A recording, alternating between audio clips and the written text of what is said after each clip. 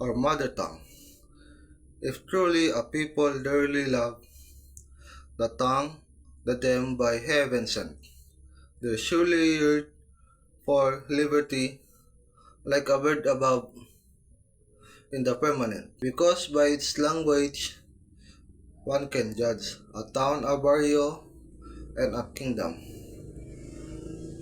and like another creative things. Every human being loves his freedom. One who doesn't love his native tongue, it worse than foreign fish and beasts, and like a truly precious things. It therefore deserves to be cherished. The Tagalog language akin to Latin, to English, Spanish, Angelical tongue, for good who knows how to look after us. This language he bestowed us upon, as other or language is the same, with alphabet and letter of its own. It was lost because a storm did destroy. On the lake, one bangka injured by Dan. Ang tulang ito ni Rizal ay nagbibigay diin sa kahalagahan ng pagmamahal at pagpapahalaga sa sariling wika. Pinapakita nito ang paniniwala ni Rizal na ang wika ay mahalagang bahagi ng pagkakakilanlan, pagkakaisa at kalayaan ng isang bayan. My first inspiration by Jose Rizal. Why falls so rich a spray, a fragrance from the bowers of the balmy flowers upon this festive day?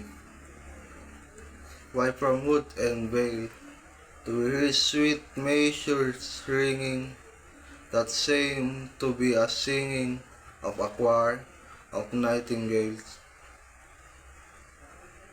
Why in the grass below the birds start at the wind's noises, unleashing her honey voices as they hop from bough to bough? Why should the spring that flows its crystalline murmur be turning to be sober, mellow, grinning, as among the flowers it flows? Why some to me more enduring, more fierce than other days, the dawn's enchanting face among red clouds appearing?